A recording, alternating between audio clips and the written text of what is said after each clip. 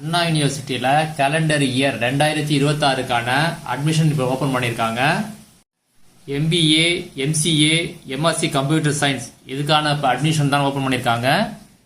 இது வந்து UGC DEB and AICTE approval ஆனது.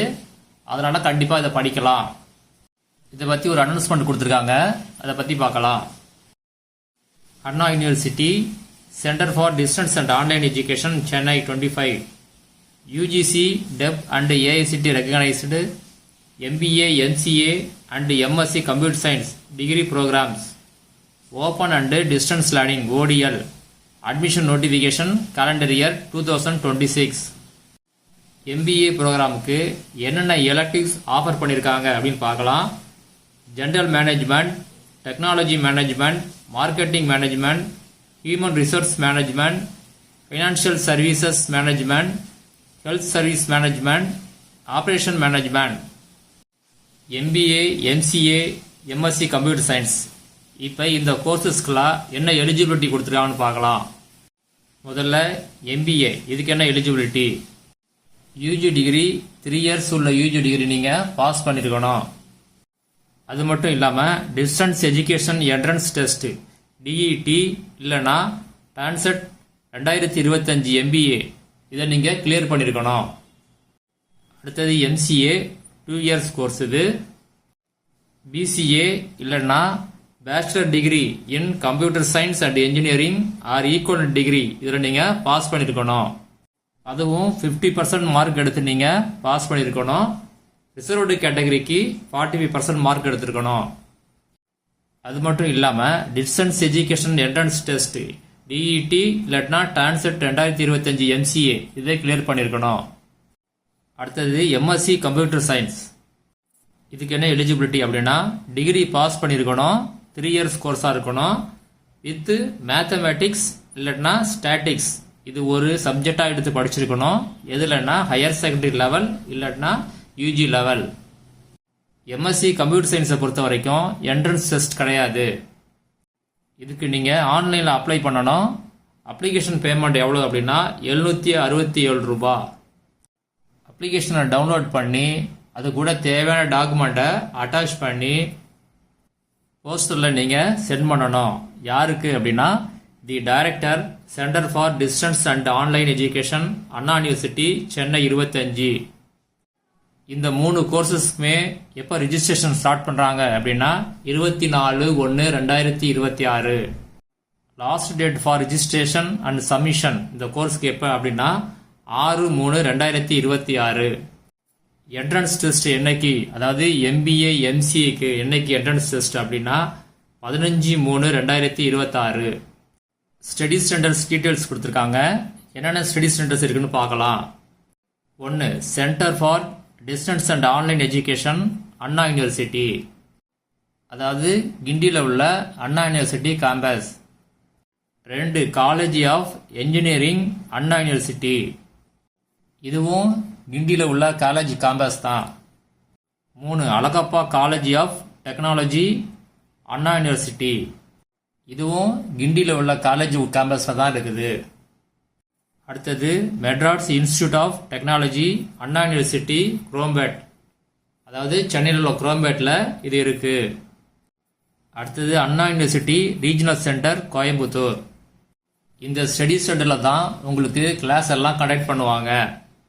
ஸ்டூடெண்டோடைய ஸ்ட்ரென்த்தை பொறுத்து இந்த ஸ்டடி சென்டர்ஸ்லாம் மாற வாய்ப்பு இருக்குது. அடுத்தது ப்ரோக்ராம்ஸ் ஆஃப் ஸ்டடி. முதல்ல எம்பிஏ கொடுத்துருக்காங்க. இது 2 years course. MBA course Chennai கோயம்புத்தூரில் ஆஃபர் பண்ணியிருக்காங்க. ஸ்டூடெண்ட் ஸ்ட்ரென்த்தை பொறுத்து இந்த எலக்டிவ் சப்ஜெக்ட்லாம் சேஞ்ச் ஆக வாய்ப்பு இருக்குது. அடுத்தது எம்சிஏ, இதுவும் 2 இயர்ஸ் கோர்ஸ்.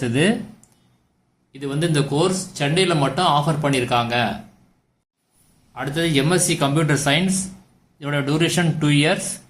இந்த கோர்ஸும் சென்னையில் மட்டும் ஆஃபர் பண்ணியிருக்காங்க. அடுத்தது என்ட்ரன்ஸ் டெஸ்ட், அதுக்கு பிறகு அதோடைய syllabus. Distance education entrance test TET, இது வந்து வருஷத்துக்கு 2 தடவை கண்டக்ட் பண்ணுவாங்க. ஒன்று அகடாமிக் இயரில் கண்டக்ட் பண்ணுவாங்க, இன்னொன்று கேலண்டர் இயரில் கண்டக்ட் பண்ணுவாங்க.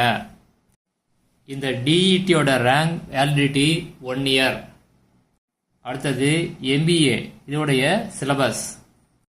கொஸ்டின் எந்த ஏரியாவிலேருந்து வரும் அப்படின்னா, test of reasoning, communicative English, comprehension, business analysis, basic quantitative aptitude. MCA syllabus எந்த ஏரியாவிலேருந்து வரும் அப்படின்னா, test of logical reasoning, communicative English, comprehension, basic mathematics, computer fundamentals. அடுத்தது question paper. Question paper choose the correct answer இந்த மெத்தடில் இருக்கும். 100 question இருக்கும். ஒவ்வொரு கொஸ்டினுக்கும் 1 மார்க், 2 hours உங்களுக்கு எக்ஸாம் டைம். அடுத்தது எலிஜிபிலிட்டி, இது ஆல்ரெடி பார்த்தாச்சு. இந்த கோர்ஸுக்கான எலிஜிபிள் டிகிரி 10th +2 +3 or 4 இந்த இயர் பேட்டர்னில் இருக்கணும். அட்மிஷன் டைமில் நீங்கள் டிகிரி சர்டிஃபிகேட் இல்லைன்னா ப்ரொவிஷனல் சர்டிஃபிகேட் இல்லைன்னா செமஸ்டர் மார்க் ஷீட்ஸ் இதை நீங்கள் ப்ரொடியூஸ் பண்ணுற மாதிரி இருக்கணும். எலிஜிபிள் டிகிரி பிஇ பிடெக் இதை நீங்கள் டிஸ்டன்ஸ் இல்லைன்னா வீக்கெண்ட் மோடில் வாங்கியிருந்தீங்க அப்படின்னா இதுக்கு நீங்கள் அப்ளை பண்ண முடியாது. அதே மாதிரி இப்போ வேற கோர்ஸ் நீங்கள் போயிட்டு இருந்தீங்க அப்படின்னா இந்த கோர்ஸும் நீங்கள் எலிஜிபிள் இல்லை அப்படின்னு சொல்லியிருக்காங்க. ஏஎம்இல section A and B complete பண்ணி என்ரோல் பண்ணியிருந்தீங்க, அதாவது 31/5/2013 முன்னாடி என்ரோல் பண்ணியிருந்தீங்க அப்படின்னா இந்த எம்சிஏ எம்பிஏ ப்ரோக்ராமுக்கு நீங்கள் எலிஜிபிள். ஆனால் 2 years எக்ஸ்பீரியன்ஸ் வேணும். அதாவது ஏஎம்இ முடிச்சு 2 years எக்ஸ்பீரியன்ஸ் ரிலவெண்ட் ஃபீல்டில் கண்டிப்பாக வேணும். எக்ஸ்பீரியன்ஸ் சர்டிஃபிகேட்டை நீங்கள் அட்மிஷன் டைமில் கண்டிப்பாக ப்ரொடியூஸ் பண்ணணும். அது மட்டும் இல்லாமல் டிஇடி இல்லைன்னா டான்செட் 2025 இதை ஒன்று நீங்கள் கிளியர் பண்ணியிருக்கணும். என்ட்ரன்ஸ் டெஸ்ட் எழுதுறதுக்கான சென்டர் கொடுத்துருக்காங்க. 2 சென்டர் கொடுத்துருக்காங்க. எம்பிஏ எம்சிஏ இதுக்கு வந்து சென்னை, எம்பிஏக்கு வந்து கோயம்புத்தூர். ஸ்டூடெண்ட் ஸ்ட்ரென்த்தை பொறுத்து இந்த சென்டர் கூட மாற வாய்ப்பு இருக்கு. அடுத்தது என்க்ளோசர்ஸ், அதாவது அப்ளிகேஷனை கூட நீங்கள் என்னென்ன டாக்குமெண்ட் வந்து சப்மிட் பண்ணணும் அப்படிங்கிற டீட்டெயில் கொடுத்துருக்காங்க. அப்ளிகேஷன் கூட நீங்கள் ஜெராக்ஸ் காப்பி, செல்ஃப் அட்டஸ்ட் மட்டும் சப்மிட் பண்ணால் போதும். கவுன்சிலிங் டைமில் நீங்கள் ஒரிஜினல் சப்மிட் பண்ணால் போதும். 10th mark sheet, 12th mark sheet, diploma certificate if applicable. யூஜியை பொறுத்த வரைக்கும் கன்சாலிடேட் மார்க் ஷீட்டு இல்லைன்னா ஆல் மார்க் ஷீட்டு இது சப்மிட் பண்ணுற மாதிரி இருக்கும். யூஜியில் ப்ரொவிஷனல் சர்டிஃபிகேட் இல்லைன்னா யூஜி சர்டிஃபிகேட் இருந்துச்சுன்னா அதை நீங்கள் சப்மிட் பண்ணணும். டிசி சப்மிட் பண்ணணும். டான்செட் 2025 மார்க் ஷீட்டு இதுவும் சப்மிட் பண்ணணும். உங்கள் பேங்க் அக்கௌண்ட் பாஸ்புக்கோடைய ஃபர்ஸ்ட் பேஜை நீங்கள் சப்மிட் பண்ணணும். அதில் உங்கள் அக்கௌண்ட் நம்பர், உங்கள் name, bank and branch name, IFSC code இது எல்லாமே கண்டிப்பாக இருக்கணும். ஆதார் கார்டு, அடுத்தது ஏபிசி ஐடி இல்லைன்னா அபார் ஐடி. அடுத்தது சப்மிஷன் ஆஃப் அப்ளிகேஷன், இது ஆல்ரெடி சொன்னது தான், அதே மாதிரி பண்ணிடுங்க.